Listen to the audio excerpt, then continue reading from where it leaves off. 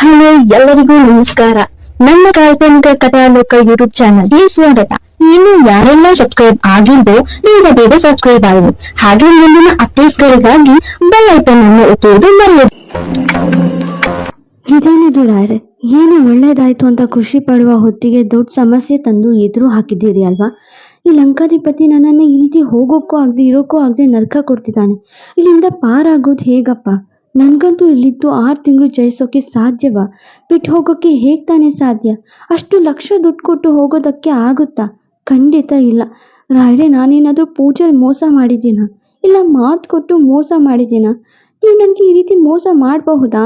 ತನ್ನಲ್ಲೇ ರಾಯರನ್ನ ನೆನೆದು ತನ್ನ ಮನದ ಮಾತುಗಳು ಒದರುತ್ತಿದ್ದಳು ಐಸಿರಿ. ಹಲೋ, ನಾನು ನಿಮಗೆ ಈಗಷ್ಟೇ ಒಂದು ಮೇಲ್ ಮಾಡಿದ್ದೀನಿ. ಫ್ರೆಶ್ ಫೇಸ್ ಇವೆಂಟ್ ಆರ್ಗನೈಸ್ ಮಾಡಬೇಕು. ಅದಕ್ಕೆ ಕೆಲ ಮಾಡೆಲ್ಸ್ಗೆ ಕಾಸ್ಟ್ಯೂಮ್ ಡಿಸೈನ್ ಮಾಡಬೇಕು. ಡಿಸೈನಿಂಗ್ ಸಾಫ್ಟ್ವೇರ್ ಸಿಸ್ಟಮ್ನಲ್ಲಿ ಇನ್ಸ್ಟಾಲ್ ಆಗಿದೆ.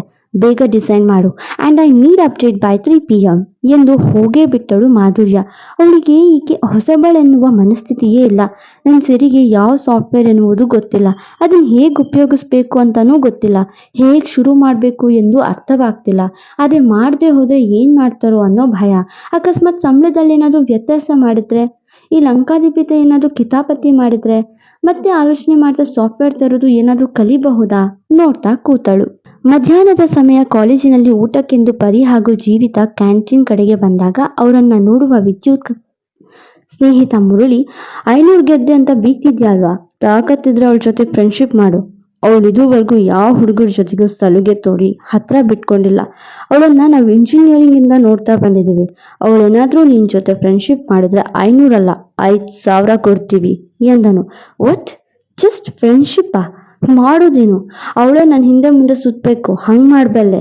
ಈತ ಹೇಳುವಾಗ್ಲೇ ಯಾರೋ ಒಬ್ಬ ಹುಡುಗ ಪರಿ ಬಳಿ ಹೋಗಿ ನೇರವಾಗಿ ಪ್ರಪೋಸ್ ಮಾಡ್ತಾನೆ. ಐ ಲವ್ ಯು ಪರಿ ಎಂದವನ ನೋಡಿದ ಪರಿ, ನಂದೇನೂ ಇಲ್ಲ, ಬೇಕಿದ್ರೆ ಹೋಗಿ ಅಣ್ಣನ ಬಳಿ ಮಾತಾಡಿ ಎಂದು ಅಲ್ಲಿಂದ ಎದ್ದು ಹೋಗ್ತಾಳೆ. ಅವಳ ಮನಸ್ಸಿಗೆ ಪ್ರೀತಿ ಮಾಡಿ ಮದುವೆ ಆಗಬೇಕು ಎಂದ ಆಸೆ ಇದ್ರೂ ಆಕೆ ಮನಸ್ಸಿಗೆ ಹಿಡಿಸುವ ಹುಡುಗ ಸಿಗುತ್ತಿಲ್ಲವೆನ್ನುವ ಕಾರಣಕ್ಕೆ ಪ್ರಪೋಸ್ ಮಾಡಿದವರನ್ನ ಅಣ್ಣನ ಬಳಿ ಹೋಗಿ ಮಾತಾಡಿ ಎಂದು ಹೇಳಿ ದೂರ ಇಡ್ತಾಳೆ. ಧೈರ್ಯ ಮಾಡದೆ ಯಾರು ಇದುವರೆಗೂ ಅಣ್ಣನ ಬಳಿ ಹೋಗಿ ಹೇಳಿಲ್ಲ. ಹೀಗಾಗಿ ಯಾರು ಅವಳಿಗೆ ಪ್ರೀತಿ ಮಾಡು ಎಂದು ಹಿಂದು ಮುಂದು ಸುತ್ತಿ ಹಿಂಸಿಸಿಲ್ಲ. ಅದನ್ನ ಗಮನಿಸುವ ವಿದ್ಯುತ್, ಅವಳನ್ನ ಯಾರು ಎಂದು ಕೇಳಿದಾಗ, ಅದೇ ವರುಣ್ ಸರ್ ಎಂದನು ಮುರಳಿ. ಆ ಮಾತಿಗೆ ಕಣ್ಣು ಬಾಯಿ ದೊಡ್ಡದಾಗಿ ಬಿಟ್ಟವನು, ಏನೋ ಇವಳ ಅಣ್ಣ ವರುಣ್ ಸರಾ? ಹಾಗಂತ ಮುಂಚೆನೇ ಯಾಕೆ ಹೇಳಿಲ್ಲ ನೀವೆಲ್ಲ ಎಂದು ಸುಳ್ಳು ನುಡಿದುದರ ಬಗ್ಗೆ ಆಲೋಚಿಸಿ ಕೇಳಿದ. ಯಾಕೆ ಅವಳ ಅಣ್ಣ ವರುಣ್ ಸರ್ ಅಂತ ಕೇಳಿ ಭಯ ಆಗ್ತಿದ್ಯನೋ ಎಂದು ಎಲ್ಲರೂ ಹಂಗಿಸುವಂತೆ ಕೇಳಿದಾಗ, ಭಯಾನ? ನಂಗ? ಏನಕ್ಕೆ? ವಿದ್ಯುತ್ಗೆ ಹಾಗಂದ್ರೆ ಏನು ಅಂತಲೇ ಗೊತ್ತಿಲ್ಲ. ಅವಳ ಅಣ್ಣ ವರುಣ್ ಆದ್ರೆ ಏನು, ಅರುಣ್ ಆದ್ರೆ ಏನು? ನಾನ್ ಬೆಟ್ ಕಟ್ಟಿದ್ಮೇಲೆ ಮುಗೀತು, ಅವಳ ಜೊತೆಗೆ ಸ್ನೇಹ ಮಾಡೋದೆ ಎಂದವನ ಮಾತಿಗೆ ಯಾವುದೋ ಸಂಚು ಮಾಡಿದ ರೀತಿ ನಗುವ ಮುರಳಿ, ಗ್ರೇಟ್ ಮಗ, ಅಷ್ಟೊಂದು ನೀನ್ ಬೆಟ್ ಕಟ್ತೀಯಾ ಹೇಳು?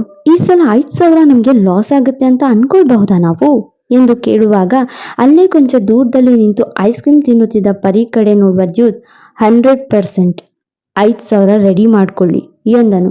ಆದ್ರೆ ಪ್ರತಿಯೊಂದು ವಿಚಾರಕ್ಕೂ ಅಣ್ಣನ ದಾಟಿ ಏನೂ ಮಾಡದ ಪರಿ ಈ ದ್ಯೂತ್ನ ನಂಬಿ ಸ್ನೇಹ ಮಾಡಿ ಮೋಸ ಹೋಗ್ತಾಳ? ನೋಡ್ಬೇಕು.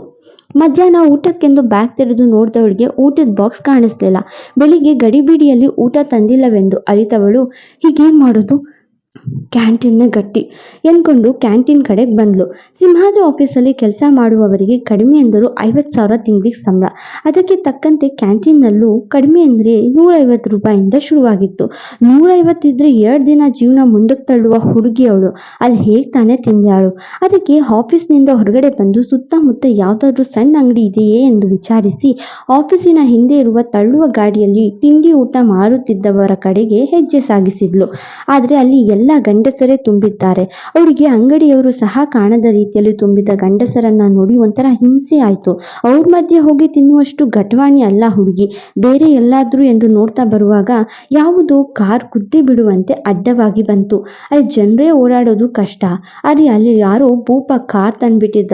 ಅವನದೇ ತಪ್ಪಾದ ಕಾರಣ ಸಾರಿ ಎನ್ನಲು ಕಾರ್ ಕಿಟಕಿ ಹೊರಗಡೆ ತಲೆ ಹಾಕಿ ಅವಳತ್ತ ನೋಡಿದ. ಆಕೆ ಬೆದರಿ ಪಕ್ಕಕ್ಕೆ ಹೋಗಿ ನಿಂತು ಈತನ ಕಡೆ ನೋಡಿ, ನೀವಾ ಎನ್ನುವಂತೆ ಕಣ್ಣು ಬಿಟ್ಟಳು. ತಕ್ಷಣ ಅವನ ಡ್ರೈವರ್ಗೆ ಕಾರ್ ಹಿಂದಕ್ಕೆ ತೆಗೆದುಕೊಂಡು ಹೋಗಲು ಹೇಳಿ ಕಾರ್ ಹಿಡಿದನು ಧನುಷ್ ವಸಿಷ್ಠ.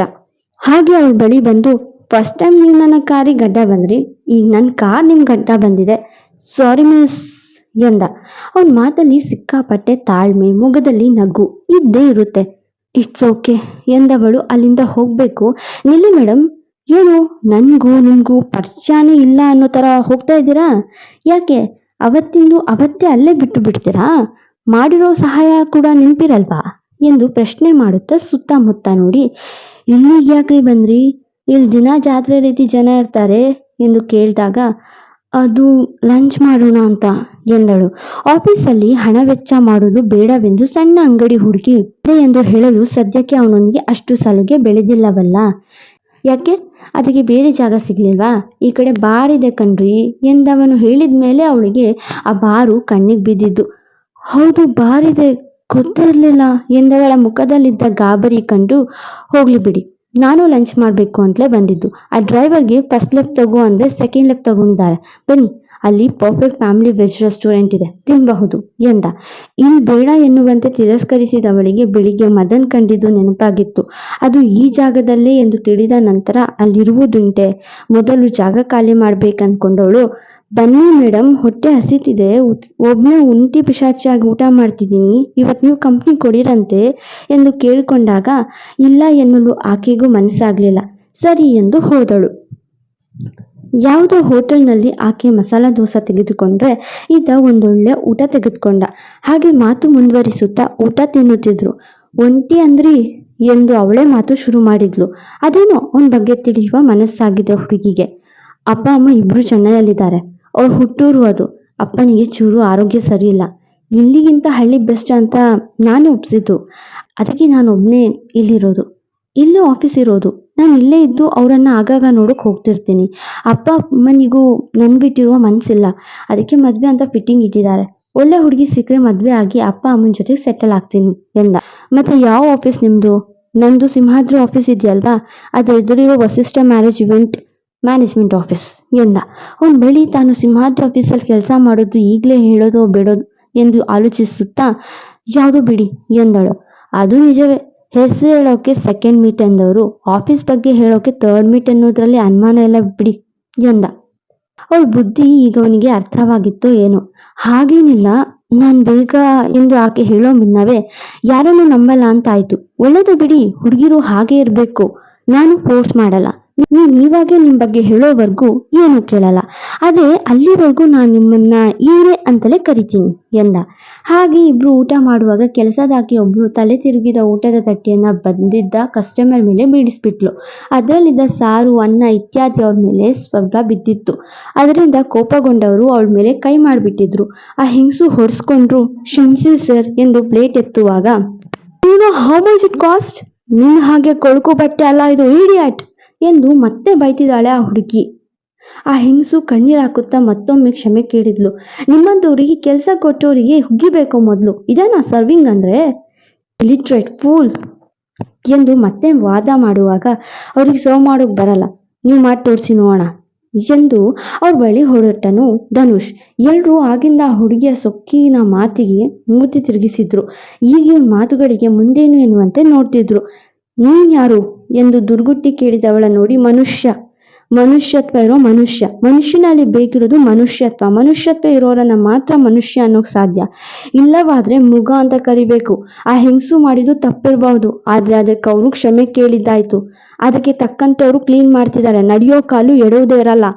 ಒಮ್ಮೊಮ್ಮೆ ತಪ್ಪು ಆಗತ್ತೆ, ಅದನ್ನ ಬೇಕು ಅಂತ ಮಾಡಿದೆ ತಪ್ಪು. ಗೊತ್ತಿಲ್ಲದೆ ಆದ್ರೆ ಅದನ್ನ ಯಾರು ತಪ್ಪು ಅನ್ನಲ್ಲ. ಘಮ ಘಮ ಅನ್ನೋ ಸೆಂಟ್ ಹಾಕೊಂಡು, ಇರೋಬ್ಬರು ಕ್ರೀಮ್ ಪೌಡರ್ ತಟ್ಕೊಂಡು, ಕೈಯಲ್ಲಿ ಒಂದು ಕಾಸ್ಟ್ಲಿ ಪರ್ಸ್ ಇಟ್ಕೊಂಡು, ಮೈ ತುಂಬ ಗರ್ವ ತುಂಬಿಸ್ಕೊಂಡು ಬಂದ್ರೆ ಎಜುಕೇಟೆಡ್ ಆಗಲ್ಲ. ಸಂಸ್ಕಾರ ಇಲ್ಲದ ವ್ಯಕ್ತಿ ಡಬಲ್ ಡಿಗ್ರಿ ಮಾಡಿದ್ರು ಅಜ್ಞಾನಿನೇ ಎಂದವನು ಆ ಕೆಲಸದಾಕಿಯನ್ನ ಮೇಲೆ ಬಿಸಿ ಒಂದು ಕಡೆ ಕೂರಿಸಿ ನೀರು ಕೊಟ್ಟು ಉಪಚಾರ ಮಾಡಿದ. ಅಲ್ಲಿದ್ದವರಿಗೂ ಆತ ಹೇಳಿದ್ದು ಸರಿ ಎನಿಸಿ ಒಪ್ಪಿದ ಹಾಗೆ ತಲೆ ಆಡಿಸಿದ್ರು. ಅವರನ್ನ ಯಾಕೆ ಏನು ಎಂದು ವಿಚಾರಿಸಿದಾಗಲೇ ತಿಳಿದದ್ದು ಅವರು ಏನು ತಿಂದಿಲ್ಲವೆಂದು. ಆಗ ಅವನೇ ಅವನ ಸ್ವಂತ ಹಣದಿಂದ ಊಟ ಕೊಡಿಸಿದ. ಮಾತಲ್ಲಿ ಹಿತಿಮಿತಿ ಕಂಡವಳಿಗೆ ಅವನ ಮನುಷ್ಯತ್ವದ ಗುಣ ಹಿಡಿಸಿತು. ಒಂಥರ ಅವಳಿಗೆ ತಿಳಿಯದೆ ಅವನ ಪ್ರತಿಯೊಂದು ಮಾತಿಗೂ ಹೌದೆನ್ನುವಂತೆ ನಿಂತಿದ್ದಳು ಸಿರಿ. ಆ ಹೆಣ್ಣಿಗೆ ಕೊಟ್ಟ ಆ ಗೌರವ ಹಿಡಿಸಿತ್ತು. ಜ್ಞಾನ ಅಜ್ಞಾನದ ಬಗ್ಗೆ ಆತ ವಿವರಣೆ ನೀಡಿದ್ದು ಹಿಡಿಸಿತು. ಅವಳ ಬಿಲ್ 50 ರು ಕೊಡಲು ಬಂದಾಗ ಅವನೇ ಅದನ್ನು ಸಹ ಕಟ್ಟಿ, ಒಬ್ಬ ಫ್ರೆಂಡ್ ಆಗಿ ಫ್ರೆಂಡ್ ಬಿಲ್ ಕಟ್ಟುವ ಅಧಿಕಾರ ಇದೆ, ನನಗೆ ಊಟಕ್ಕೆ ಕಂಪ್ನಿ ಕೊಟ್ಟಿದ್ದಕ್ಕೆ ಥ್ಯಾಂಕ್ಸ್ ಎಂದ. ಆತನ ಮೇಲಿನ ಗೌರವ ಕಾರಣವೋ ಏನೋ, ಇಲ್ಲ ಸದ್ದಿಲ್ಲದೆ ಅವಳಲ್ಲಿ ಅವನು ಸುದ್ದಿ ಮಾಡ್ತಿರುವ ಮುನ್ಸೂಚನೆಯೋ ಕಾರಣವೋ, ಏನೊಂದು ಹೇಳದೆ ಐಸಿರಿ ರಮಣಕಾಂತ್ ನನ್ನ ಹೆಸರು ಎಂದಳು. ಹೇಳುವಾಗ ಅವಳ ಮೊಗದಲ್ಲೇನೋ ಹೊಸ ನವಿರಾದ ಭಾವನೆ ಕಂಡನು ಧನುಷ್. ತಾನೇ ಕೇಳಿದ್ರು ಹೇಳದವಳು ಅವನ ಬಳಿ ಅವಳು ಪೂರ್ತಿ ಹೆಸರು ಹೇಳಿದ್ದು ವಿಚಿತ್ರವೆನಿಸಿ, ನೀವು ನಿಮ್ಮದೇ ಹೆಸರು ಹೇಳ್ತಿದ್ದೀರಾ ತಾನೇ, ಅಥವಾ ಏಪ್ರಿಲ್ ಹತ್ರದಲ್ಲೇ ಇದೆ ಅಂತ ಫೂಲ್ ಮಾಡ್ತಿದ್ದೀರಾ ಎಂದು ಮಾತು ಶುರು ಮಾಡಿದಾಗ, ಆದರೂ ನೀವು ನನ್ನ ಇವ್ರೆ ಅಂತಲೇ ಕರೀರಿ, ಅದೇ ಚೆನ್ನಾಗಿದೆ ಎಂದಳು. ಅವಳು ವಿಚಿತ್ರ ಮಾತು ತೀರಾ ತಲೆ ಕೆಡಿಸಿತ್ತು ಅವನಿಗೆ. ಮತ್ತೆ ಸಿಗೋಣ ಎಂದು ಅಲ್ಲಿಂದ ನಗುತ್ತಾ ಅವನಿಗೆ ಬೆನ್ನು ಹಾಕಿ ಹೆಜ್ಜೆ ಸಾಗಿಸಿದ್ದಾಳೆ. ಅವಳು ಓದತ್ತಲೇ ನೋಡ್ತಾ, ನಿಮ್ಮ ಹೆಸರು ತುಂಬಾ ಚೆನ್ನಾಗಿದೆ ರೀ ಇವ್ರೆ ಎಂದ. ಮತ್ತಷ್ಟು ತುಟಿ ಅರಳಿಸಿ, ನಿಮ್ಮ ಮನಸ್ಸು ಅಷ್ಟೇ ಚೆನ್ನಾಗಿದೆ ಧನುಷ್ ಅವರೇ ಎಂದುಕೊಂಡು ಹೋದಳು. ಸಿರಿ ಮನಸ್ಸಲ್ಲಿ ಧನುಷ್ ಜಾಗ ಪಡೆಯುತ್ತಾನಾ ಅಥವಾ ಜಾಗವನ್ನ ಬೇರೊಬ್ಬ ಕೊಂಡ್ಕೊಳ್ತಾನ? ಇಷ್ಟವಿಲ್ಲದೆ ಅವಳ ಒಲವನ್ನ ಬೇರೊಬ್ಬನ ಕೈ ಸೇರಿಸಲು ಆಕೆ ಇಷ್ಟಪಡುತ್ತಾಳಾ? ಅವಳ ಒಲವಿಗೆ ಅಧಿಪತಿಯಾಗಿ ಯಾರನ್ನ ಸ್ವೀಕರಿಸುತ್ತಾಳೆ? ನೋಡೋಣ. ಸಿಂಹಾದ್ರಿ ರಾಯರ ಕೃಪೆ. ಬರು ನಾಳೆ ಪೂಜೆಗೆಲ್ಲ ತಯಾರಿ ಆಗಿದೆ ಅಲ್ವಾ ಎಂದು ಗಿರಿಜಾರವರು ಕೇಳುವಾಗ, ಹೌದು ಅಮ್ಮ, ಎಲ್ಲ ರೆಡಿ ಇದೆ. ನಾಳೆ ಬೆಳಿಗ್ಗೆ ಇಲ್ಲಿ ಪೂಜೆ ಮುಗಿಸಿ ಪ್ರಸಾದದ ಜೊತೆಗೆ ದೇವಸ್ಥಾನಕ್ಕೆ ಹೋಗೋದಷ್ಟೇ ಬಾಕಿ ಎಂದಳು ವರ್ಷ. ಮಗಳ ಹುಟ್ಟು ಹಬ್ಬಕ್ಕೆ ಪ್ರತಿ ಬಾರಿ ರಾಘವೇಂದ್ರ ದೇವಸ್ಥಾನದಲ್ಲಿ ಪೂಜೆ ಮುಗಿಸಿ ಪ್ರಸಾದ ವಿತರಣೆ ಮಾಡಿ ಅಭ್ಯಾಸ. ಈ ಬಾರಿ ಕೂಡ ಅದೇ ಸಂಪ್ರದಾಯ ಆಚರಿಸಲು ಎಲ್ಲ ತಯಾರಿ ನಡೆಸ್ತಿದ್ದಾರೆ. ನಮ್ಮ ಕ್ಯೂಟಿಗೆ 5ನೇ ವರ್ಷದ ಹುಟ್ಟು ಹಬ್ಬ. ನಾಳೆ ಸಂಜೆಗೆ ಬರ್ತ್ಡೇ ಪಾರ್ಟಿಗೂ ಯಾವ ತೊಂದರೆ ಆಗ್ಬಾರ್ದು ಮಗಳೇ. ಅದನ್ನು ಕೂಡ ಒಮ್ಮೆ ನಮ್ಮ ಹೋಟೆಲ್ಗೆ ಕರೆ ಮಾಡಿ ಕೇಳಿ ಕನ್ಫರ್ಮ್ ಮಾಡ್ಕೊ ಎಂದವರ ಮಾತಿಗೆ ಆಯ್ತು ಅಮ್ಮ ಎಂದಳು ವರು. ಹಾಗೆ ಖುಷಿಯಾಗಿ ಹೇಳಿದವರು, ಈ ಬಾರಿ ಕೂಡ ವೀರ್ ಕೊಂಬೆ ಮನಸ್ಸಿಗೆ ನೋವು ಮಾಡ್ತಾನೆ ಅಲ್ವಾ, ಎಲ್ರು ಪ್ರತಿ ಬಾರಿ ಇದನ್ನೇ ಕೇಳ್ತಾರೆ ಎಂದು ನೊಂದು ನುಡಿದರು ಗಿರಿಜಾ. ಪ್ರತಿ ವರ್ಷ ಮಗ ವಿರಾಜ್ ಮನೆಯವರ ಹಬ್ಬಗಳಿಗೆ ಹಾಜರಿಯಾಗದೇ ಇರುವುದು ಅವರಿಂದಲೇ ಎನ್ನುವ ವಿಚಾರ ಅವ್ರ ಮನಸ್ಸಿಗೆ ನೋವುಂಟು ಮಾಡದೇ ಇರುತ್ತಾ? ಹೌದು ಅಮ್ಮ, ಬೇರೆ ದಾರಿ ಇಲ್ಲ. ಪ್ರತಿ ವರ್ಷ ವಿರಾಜ್ ಬದಲಾಗ್ಲಿ ಅಂತ ಬೇಡಿಕೊಳ್ತೇವೆ, ಆದ್ರೆ ಅವನು ಹಿಂದಿನ ಘಟನೆಯನ್ನ ಮರೆಯೋದಿಲ್ಲ ಅನ್ಸುತ್ತೆ ಎಂದವಳು ಅತ್ತೆಯನ್ನ ಸಮಾಧಾನ ಪಡಿಸುವಾಗ ಬರುವ ಧೀರೇಂದ್ರ, ಅವನು ಹೇಗಾದ್ರೂ ಇರ್ಲಿ, ಖುಷಿಯಾಗಿರ್ಲಿ ಬಿಡಮ್ಮ ಬರು, ಅವನಿಗೆ ನಾನು ಕ್ಷಮಿಸೋಕೆ ಮನ್ಸಿಲ್ಲ. ಗಿರಿಜಾನ ತಾಯಿ ಅಂತ ಒಪ್ಪೋಕೆ ಆಗೋದಿಲ್ಲ. ಜನ್ಮ ಕೊಟ್ಟವರು ಮಾತ್ರ ತಾಯಿ ಅಲ್ಲ ಅನ್ನೋ ವಿಚಾರ ಅವನಿಗೆ ಅರ್ಥವಾಗ್ತಿಲ್ಲ, ಬಿಟ್ಟಾಕಮ್ಮ ಎಂದವರಿಗೆ ಮನಸ್ಸಲ್ಲಿ ಮಗನ ಮೇಲೆ ಪ್ರೀತಿ ಇದೆ, ಆದ್ರೆ ಅನಿವಾರ್ಯದ ಕಾರಣ ತೋರಿಸ್ಕೊಳ್ತಿಲ್ಲ. ಗಿರ್ಜಾ, ಈ ನಕ್ಕನ್ ಮಗನ್ ಕೂಡ ಕರಿ, ಅವನು ಒಂಟಿಯಾಗಿರ್ತಾನೆ ಪಾಪ ಎಂದವರ ಮಾತು ಕೇಳಿ ಬೇಸರವಾದಂತೆ, ಬೇಡ ರೀ, ಅವನಿಲ್ಲಿಗೆ ಬಂದ್ರೆ ವಿರಾಜ್ ಸಹಿಸಲ್ಲ, ಮತ್ತೆ ಇಬ್ರಿಗೂ ಜಗಳ ಬೇಕಾ? ನನ್ನ ಅಕ್ಕನ ಮಗನನ್ನ ನೋಡಿ ವೀರ್ ಕೋಪಗೊಳ್ಳೋದಕ್ಕಿಂತ ಅವನಲ್ಲೇ ಇರ್ಲಿ ಎಂದವರ ಕಣ್ಣಲ್ಲಿ ನೀರಿತ್ತು. ಬಾಯ್ ತುಂಬ ಅಮ್ಮ ಅಂತ ಕರೀತಾನೆ ಅವನು. ಹೇಗಿದ್ರೂ ಅವನು ಪಾರ್ಟಿಗೆ ಬರೋದಿಲ್ಲ, ಅಟ್ಲೀಸ್ಟ್ ಅವನಾದ್ರೂ ಬರ್ಲಿ, ನಿನ್ಗೂ ಅವನಿದ್ರೆ ಖುಷಿ ಅಲ್ವಾ ಎಂದವರು ಮತ್ತೇನು ಸಬೂಬು ಕೇಳದೆ ಅಲ್ಲಿಂದ ಹೋದರು.